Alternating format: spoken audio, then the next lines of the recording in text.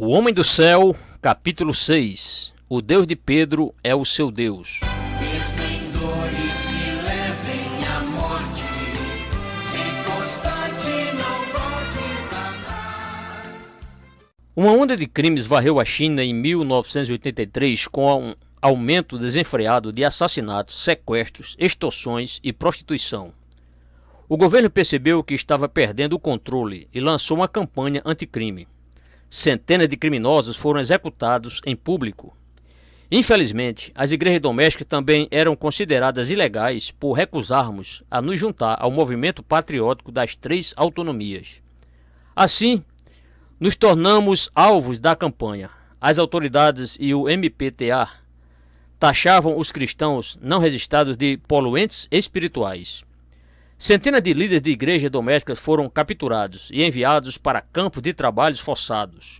Em Henan, muitos crentes foram executados por causa da fé em Jesus. Durante essa onda de perseguição terrível, o irmão Chu compartilhou comigo algumas reflexões importantes.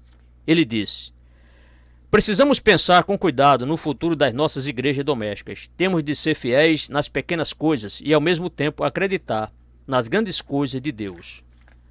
Precisamos aprender tudo o que o Senhor quiser nos ensinar em sua palavra, na vida, em nossas experiências e no sofrimento. Por isso será bom iniciar um esforço de oração e olhar para a misericórdia e a revelação de Deus. Vamos criar centros de treinamento e levar o Evangelho a todas as partes do nosso país. Temos de nos preparar melhor para equipar as tropas a fim de estabelecer a Igreja de Deus. O irmão Chu escreveu um livreto intitulado Edificando a Igreja Doméstica Chinesa. Nesse trabalho, ele resumiu 7 princípios bíblicos importantes em que deveríamos focar nossas atividades. Agradeci a Deus por termos um projeto definido para avançar. Até ali não tínhamos um plano abrangente para conquistar toda a China. De 1983 até hoje, o Evangelho se espalhou e milhares de obreiros foram enviados a áreas estratégicas ainda não alcançadas. Obedientes à orientação do Espírito Santo, voltamos a atenção para a província de Shanxi, que havia sido pouco evangelizada. As igrejas rurais careciam do ensino sólido e encorajamento. Em Shanxi fica Xi'an, antiga capital da China. A província tinha a reputação de ser mais resistente ao Evangelho do que as outras. Fui a uma reunião de oração em Henan e os líderes me contaram que haviam recebido uma carta da igreja de Shanxi. Os irmãos de lá suplicavam que enviássemos obreiros para ensiná-los a implantar igrejas. Os líderes me falaram: jejuamos e oramos nos últimos dias sobre o pedido deles. Acreditamos, irmão Yun, que Deus quer que você vá para o oeste, para Shanxi. Queremos que parte imediatamente com 2 colaboradoras. Elas não têm prática de pregar, você pode ensiná-las no caminho para lá. São guerreiras do Evangelho, dedicadas de todo o coração a salvar almas. Naquela noite, antes de partirmos para Shanxi, pedimos a Deus que preparasse o coração das pessoas para receberem sua palavra. Enquanto orávamos, tive uma visão terrível que abalou minha alma. Os outros me contaram que os assustei com um grito: aleluia! O sangue de Jesus venceu você. Pararam de orar e me perguntaram qual era o problema. Com a testa coberta de suor, contei. Tive a visão de um mal terrível. Uma criatura medonha, preta, veio atrás de mim. Tinha a cara horrivelmente contorcida. Prendeu-me no chão e assentou-se em minha barriga. Eu não consegui me levantar. Com uma das mãos, agarrou meu pescoço e começou a me sufocar. Com a outra, pegou um alicate e tentou fechar minha boca. Eu mal conseguia respirar. Então vi um grande anjo voar em minha direção. Com toda a minha força, enfiei os dedos nos olhos da criatura horrorosa. Ela caiu no chão e eu fui carregado em segurança pelo anjo. Então gritei: aleluia! O sangue de Jesus venceu você. Depois que contei minha visão, oramos e tomamos a ceia do Senhor. Nós nos entregamos aos cuidados do nosso Deus. Nós 3, as 2 jovens e eu, fomos para a comarca de Shangnan, em Shanxi. É um distrito montanhoso e isolado no extremo sudeste da província. A maioria da população é paupérrima e nunca havia visto uma pessoa de fora antes. Os crentes foram informados de nossa chegada e organizaram às pressas 3 dias de reuniões. Chamaram líderes de várias comarcas. No primeiro dia falei sobre a história e a missão da igreja. No segundo, por volta de 1h da tarde, perdi a voz. Os crentes sugeriram que eu descansasse e deixasse minhas colaboradoras falarem em meu lugar. Pedi à irmã Joan para pregar sobre a salvação na cruz. As duas jamais haviam falado em público antes. Nunca tinham nem ficado em pé diante de um grupo. A irmã Joan ficou tão nervosa que caiu de joelhos e começou a chorar. A Bíblia dela caiu no chão. Todos se encheram de compaixão e oraram por ela. Levaram-me até um quarto para eu descansar. Deitei-me e meditei na mensagem que pregara de manhã. De repente ouvi um barulho muito alto. Policiais do DSP chutaram a porta e entraram no quarto. Agarraram-me e me prenderam à cama.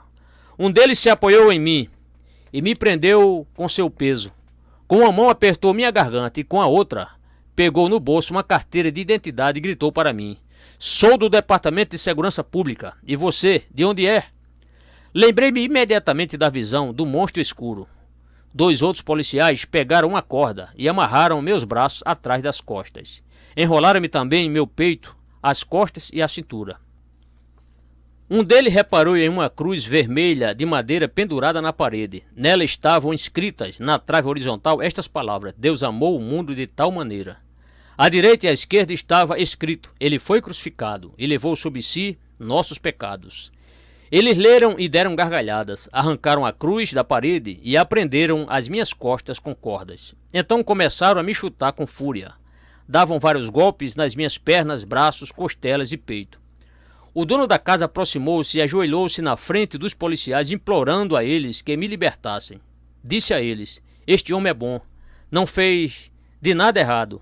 Por favor, me levem no lugar dele." Os policiais o chutaram e o empurraram para fora do quarto, gritando: "Você jamais conseguirá pagar a dívida deste homem." Pela primeira vez eu tive a honra de carregar literalmente a cruz de Cristo sobre meu corpo. Em triunfo, eles me fizeram ir ensanguentado e ferido para o município de Xangnan. Eu me lembrei do versículo: "Porque a mim me parece que Deus nos pôs a nós, os apóstolos, em último lugar, como se fôssemos condenados à morte." 1 Coríntios 4, verso 9. Quando me viram chegar à cidade amarrado e carregando uma grande cruz vermelha, surgiu um boato de que o Jesus de Renan havia chegado. Muitos se juntaram para testemunhar um fato tão insólito. Uma viatura policial avançava devagar à minha frente enquanto eu desfilava pelas ruas.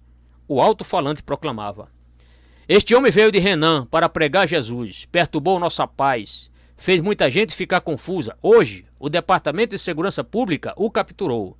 Vamos puni-lo com severidade."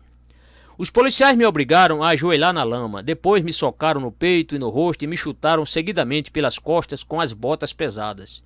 Meu rosto ficou coberto de sangue. A dor era insuportável e caí no chão quase desmaiado. Eles me levantaram e me obrigaram a cambalear por mais uma rua. Estavam determinados a fazer de mim um exemplo para o maior número possível de pessoas. Levantei a cabeça e olhei rapidamente a multidão. Uns sentiam pena e choravam. Isso fortaleceu muito minha fé. Quando tive a oportunidade, falei suavemente a uma mulher: "Não fique com pena de mim. A senhora deveria chorar pelas almas perdidas do nosso país." Ao ouvir minha voz, os espectadores choraram ainda mais. Passei metade do dia desfilando pelas ruas. Quando anoiteceu, eles me levaram para um grande pátio dentro do posto policial. Não afrouxaram as cordas, mas tiraram a cruz das minhas costas. Trancaram-me numa grande sala de interrogatório. Reparei que a porta era de ferro e havia grade nas janelas. Alguns policiais de aspecto maligno entraram. Interrogaram-me com voz grave: "O senhor falou meu coração. Teu pai te protegerá no lugar secreto." Eles gritaram: "De que lugar exatamente você veio?" "De Renan", respondi. Então lembrei-me de que eu era procurado em Renan. Não queria dizer meu nome, minha comarca nem minha cidade, porque muitos crentes correriam perigo. Então me calei e decidi não responder e nem mais uma pergunta. Senti que Deus queria que eu fingisse estar louco, como a Bíblia conta que Davi fez. Deitei no chão e agi como um doente. Virei os olhos e babei. Não disse nenhuma palavra. Eles ficaram com medo, convencidos de que eu era doido. Muitos espectadores haviam se aproximado da janela e olharam para dentro. Um policial foi até a outra sala telefonar para Renan para tentar descobrir quem eu era. Os outros o seguiram para ouvir a conversa. Deixaram-me sozinho na sala e fecharam a porta. Como eu estava todo amarrado, acharam que não havia perigo de eu fugir. Os espectadores também estavam interessados no telefonema e se juntaram na janela da outra sala para ouvir. Nesse momento, sem que ninguém olhasse para mim, o Espírito Santo falou ao meu coração: o Deus de Pedro é o seu Deus. Lembrei-me de que os anjos haviam aberto as portas da prisão para o apóstolo fugir. Os anjos não são todos eles espíritos ministradores enviados para servir aqueles que hão de herdar a salvação? Hebreus 1, verso 14. De repente, a corda que prendia meus braços, as costas, se soltou. Não as tirei, mas as mantive frouxas no lugar. Resolvi tentar fugir e, se fosse pego, diria que queria ir ao banheiro. Com os braços ainda para trás, girei a maçaneta com a boca e saí da sala. Aí, Deus me deu fé e coragem. Lembrei a mim mesmo de que o sangue de Jesus Cristo me protegeria. Atravessei o grupo de espectadores no pátio. Ninguém me deteve, nem me dirigiu a palavra. Foi como se Deus os cegasse e eles não me reconhecessem. Atravessei o pátio rumo aos banheiros, que ficavam na parte norte do prédio, a uns 10 metros da sala de interrogatório. Com a maior rapidez possível, livrei-me das cordas.